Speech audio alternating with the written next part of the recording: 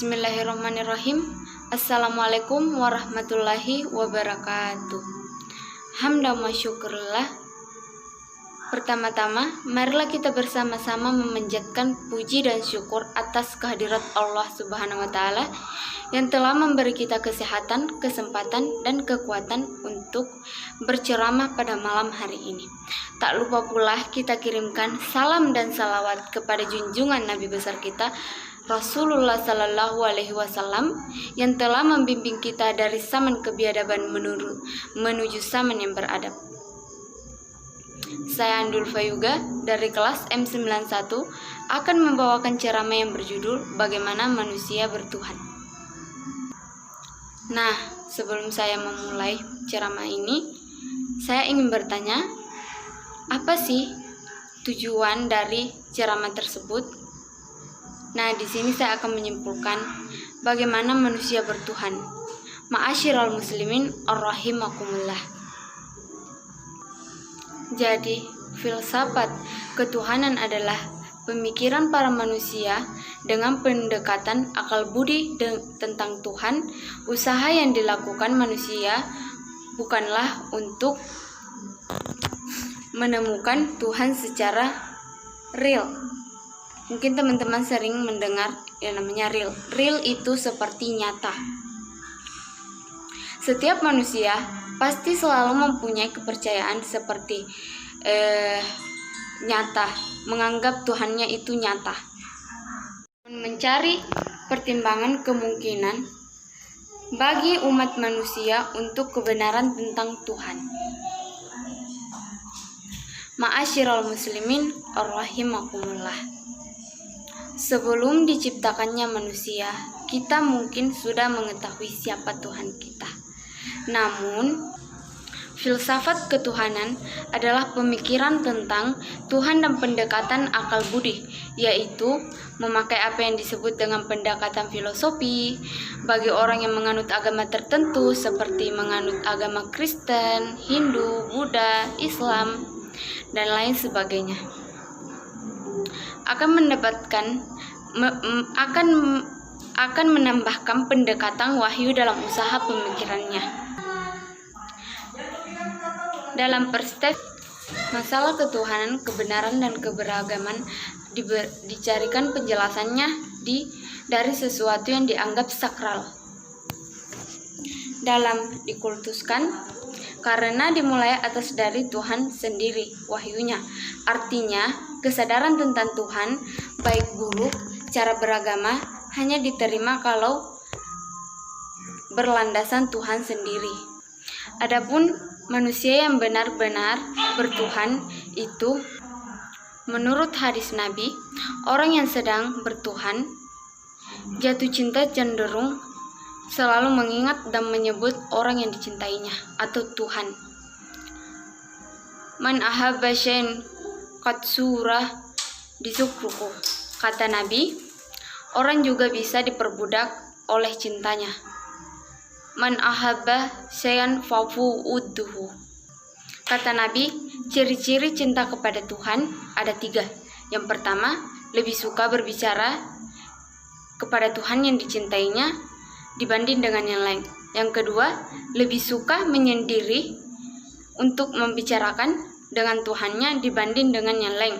3, lebih suka mengikuti kemauan yang dicintainya dibanding kemauan yang lain, bahkan daripada dirinya sendiri.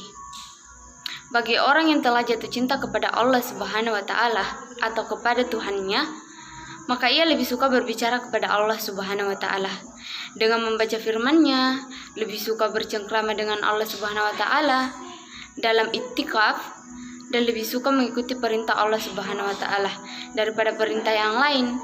Saat itulah kehadiran Allah dapat kita rasakan pada diri kita sendiri.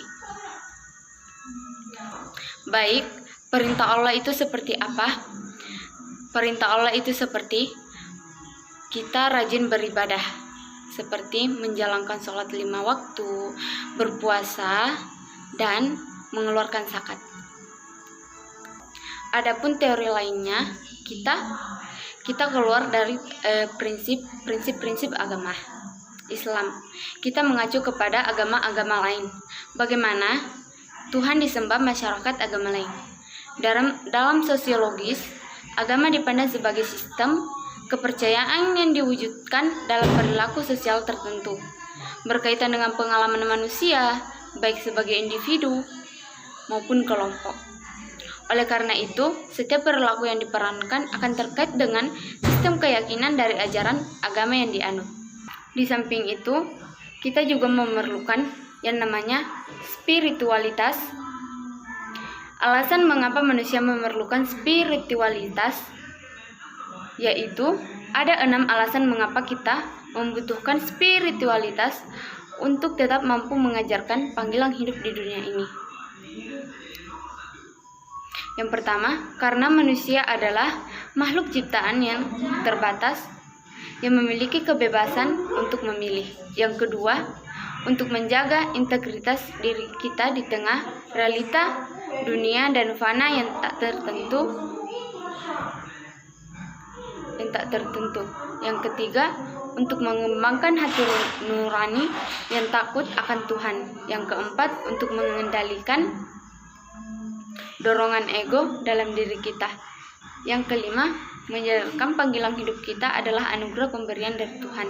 Yang keenam, sarana untuk melatih kepekaan diri dalam menggali makna kenyataan dari Tuhan. Nah, yang sering menjadi pertanyaan juga itu bagaimana Tuhan dirasakan? Ma'asyiral muslimin ar-rahimakumullah. Menurut hadis Nabi, orang yang sedang jatuh cinta cenderung selalu mengingat dan menyebut nama orang yang dicintainya. Seperti itu pula kita sebagai umat, kita akan selalu mengingat atau menyebut nama pencipta kita. Sebagaimana firman Allah Subhanahu wa taala dalam surah As-Sajdah ayat 9 yang artinya, kemudian Dia menyempurnakan dan meniupkan ke dalamnya ciptaannya, dan Dia menjadikan kamu pendengaran, penglihatan, perasaan, hati, tetapi kamu sedikit sekali bersyukur. Ma'asyiral muslimin ar-rahimakumullah. Mungkin hanya itu yang bisa saya sampaikan terkait dengan bagaimana manusia bertuhan.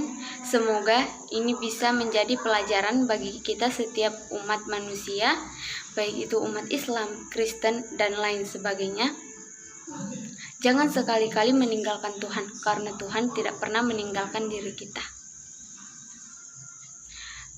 Saya Andi Ulfa juga meminta maaf jika ada kelebihan dan kekurangan. Wabillahi taufik wal hidayah. Wassalamualaikum warahmatullahi wabarakatuh. Sebelum saya menutup ceramah ini, saya akan berpantun. Jika ada kalung yang patah, janganlah simpan di dalam lemari. Jika ada kata yang salah, janganlah simpan di dalam hati. Wabillahi taufik wal hidayah. Wassalamualaikum warahmatullahi wabarakatuh.